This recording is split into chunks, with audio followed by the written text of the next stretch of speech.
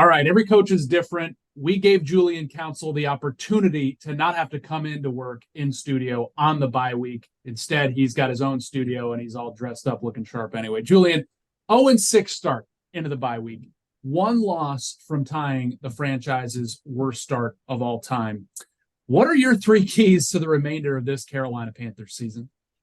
Developing Bryce Young is the first and most important key. And honestly, Nick, that was the top key coming to the season. It's a team game. Yes, you want to win. You want to be competing for a playoff berth.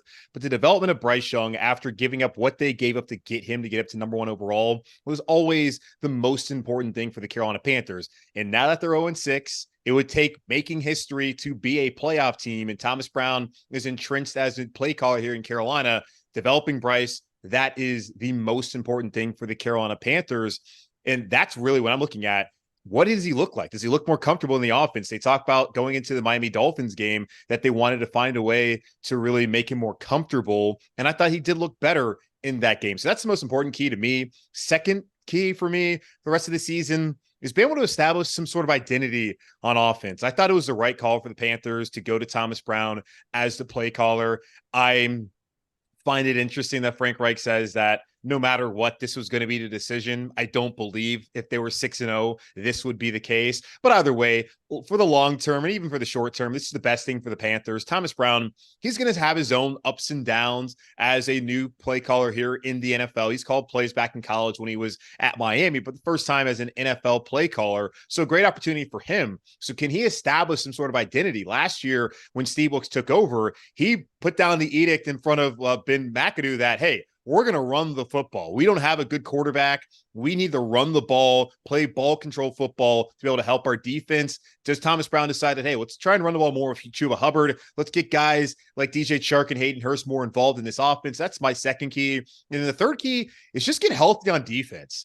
This defense currently is the second worst in the NFL when it comes to points per game. They're allowing 31 points per game. No one thought coming into this year that this was going to be the result for the unit, but also no one thought coming in this year that J.C. Horn, although you guess could have predicted he would likely go down, that he would be out for this amount of time. No one would have predicted that you would have seen Xavier Woods miss this amount of time. Von Bell missed some time as well. Lose Shaq Thompson for the season. So Shaq's not going to come back, but Bell and Woods should be back after the bye. J.C. Horn got a checkup this week with a doctor. We'll see what kind of steps he takes towards coming back. So that should happen soon, hopefully. And if that's the case, I think this defense can play much better than what they played so far. And that, in turn, will help the Carolina Panthers be a more competitive team in the final 11 weeks of the season. Julian, how hot is Frank Reich's seat after 6 games? I mean, I would have thought you were crazy if you said it was warm at all before the season. But we see the press conferences. We see the way this team plays, especially on offense. And now we see him handing over the keys to the offense to Thomas Brown, a decision he says was 100% his and was the plan all along, but it just doesn't feel that way in the long run.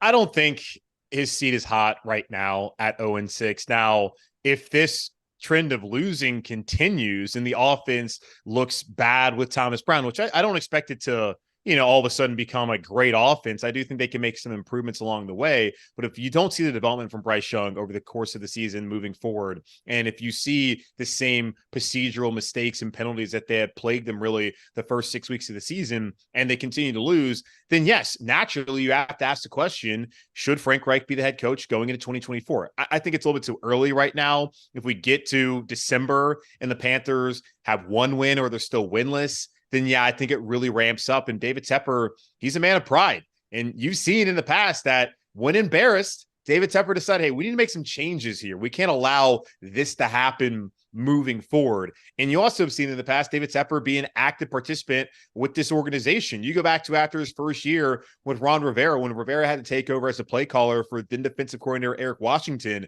David Tepper came out that January in 2019 saying that the best thing for the team moving forward was for Ron Rivera to call plays. So Frank Reich told us about a week ago that he had weekly meetings with David Tepper. You see fans on Twitter talking about Thomas Brown getting an opportunity to call plays. You see people out on social media that are the media saying the same thing. David Tepper at some point in time brought it up to Frank Reich over the last couple of weeks, being like, hey, are you sure it's not time to move the play calling over to Thomas Brown? So I don't think he's on a hot seat right now, but if it continues to go 0-6 the next 6 weeks, then yeah, they're going to have a problem and they may need to make a coaching change if that's the case. But I think he should be safe and we'll be back here in 2024. All right, Reich safe, but you talk about Tepper's pride, and I'm really intrigued by this Houston game because David Tepper, an owner who, quote, doesn't sit idly by, is going to watch a lot of things play out on Sunday.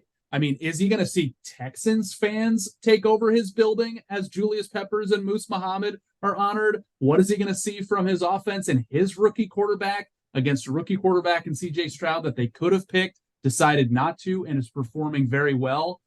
I mean, to me, this might have at least some implications for Frank Reich and everybody in the building if it goes horribly wrong as it has the first 6 games.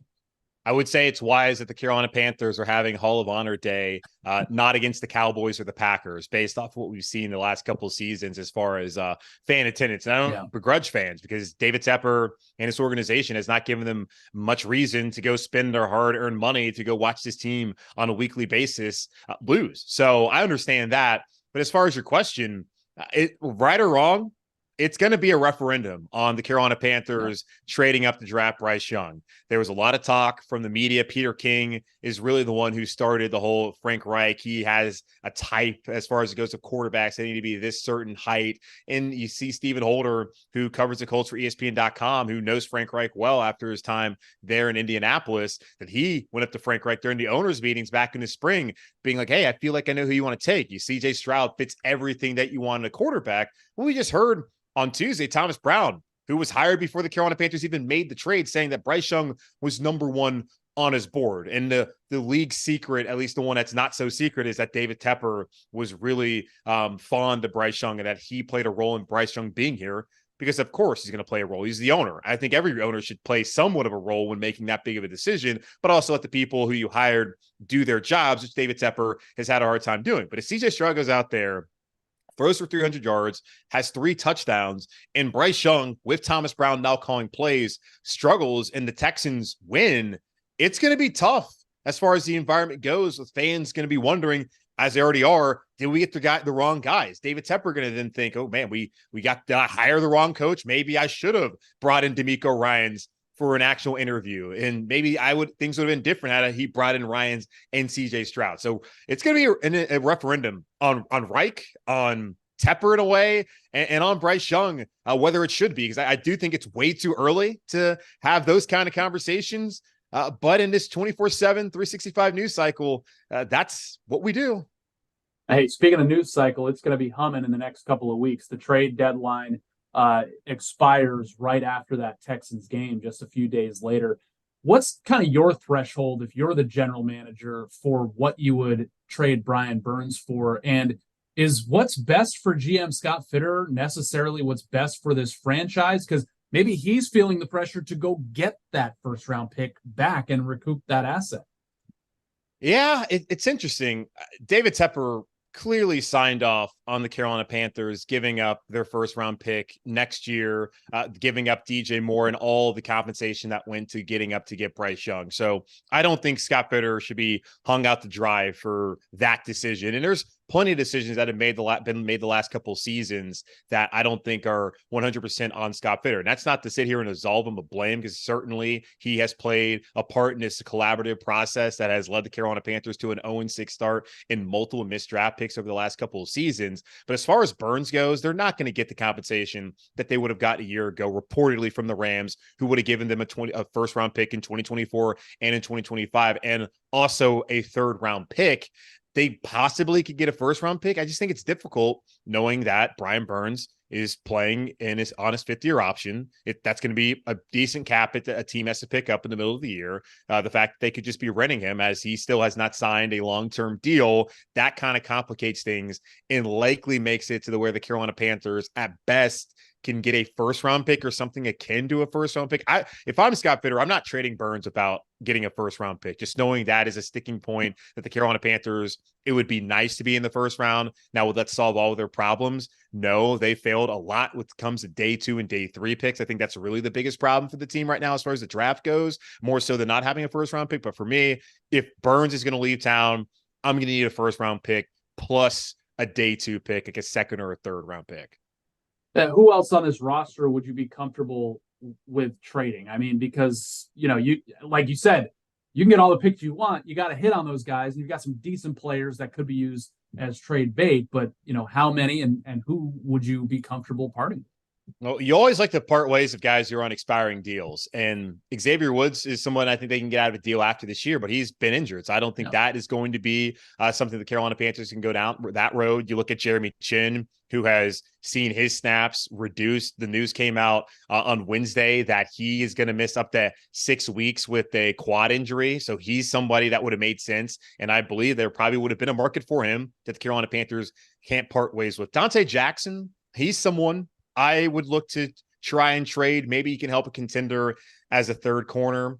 He's kind of struggled this year coming off of that Achilles injury, but he's a veteran. He's still a fairly young player. I think a team could use. Terrace Marshall, he came out on Thursday and he says that he's been given permission to seek a trade, a former second-round pick. Maybe that could yield something like an early day 3 pick for the Carolina Panthers. That would make sense, especially looking at his role. And is it possible that a guy like Hayden Hurst, who has not really been utilized, maybe that makes sense? Maybe Tommy Trimble, outside of Derek Brown, and I think, and I guess Ike Ekwonu as well, and of course Bryce Young.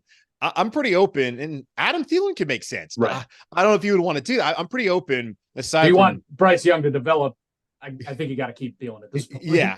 But as far as just like, hey, you want to get compensation, like that's a guy I think a team actually would be interested in. But really, you want to keep Thielen for Bryce's sake because that's the only guy you trust at this point in time. You're not going to trade Bryce Young. You're not going to trade Ike Ekwonu. You're not going to trade Derek Brown. Aside from that, I'd be open to pretty much parting ways with anybody. I mean, I don't want to trade Brian Burns, but I understand that that's going to be a conversation that will be had and probably needs to be had. Julian Council's on our no trade list. And look, he's locked in his locked on box there at home. We'll let you out after the Texans game, Julian. Okay, that works for me. All right. Thanks, man.